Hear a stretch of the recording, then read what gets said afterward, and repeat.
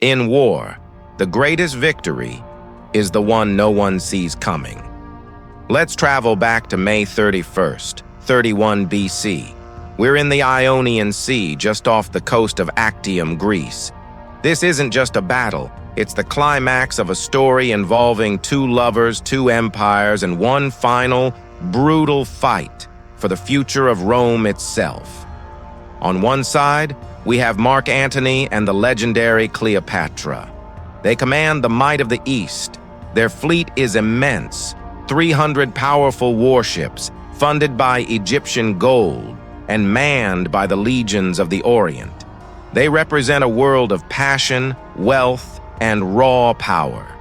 Against them stands Octavian, the cold, calculating heir of Julius Caesar.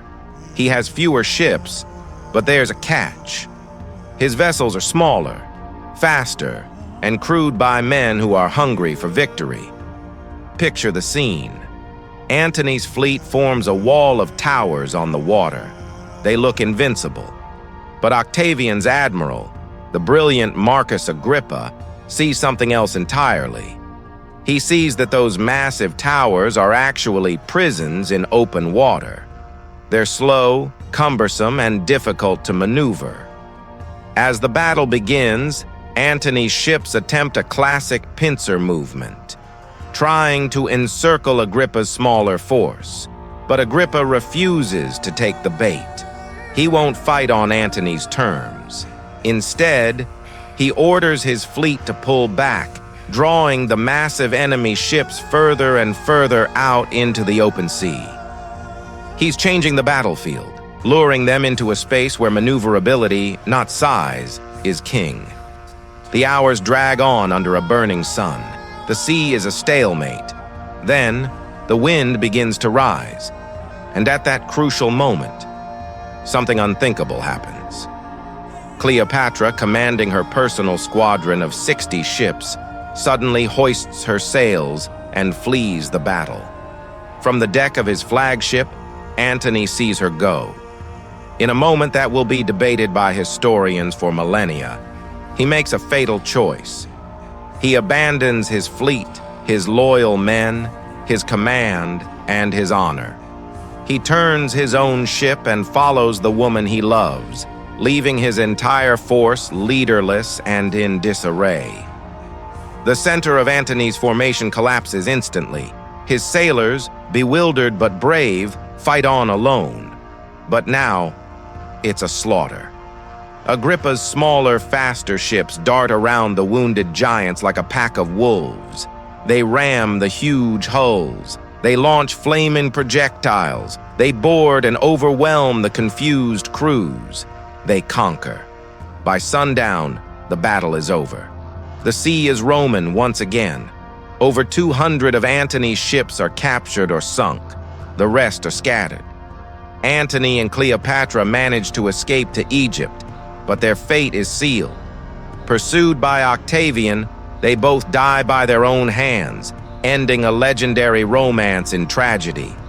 With their defeat, the final obstacle to supreme power is removed.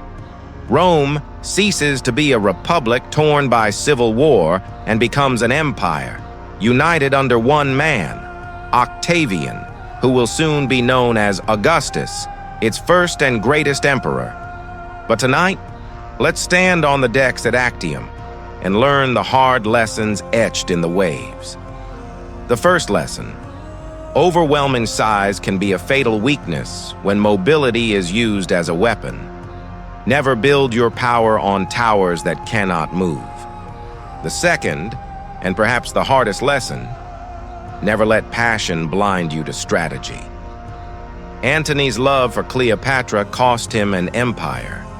Agrippa didn't win because he had more ships. He won because he had better ones and the cold-blooded discipline to use them correctly. Octavian understood a fundamental truth that Antony forgot. Empires are not won by heroes in love. They are won by pragmatic men who wait for the wind to change. The ultimate lesson of Actium is this: Never fight the battle your enemy wants you to fight. Force him to fight yours.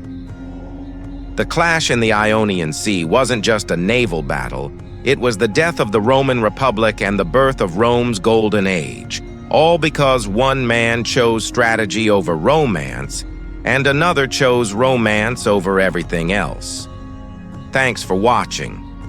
If you enjoyed this dive into history, be sure to like, subscribe, and hit the notification bell for more stories like this.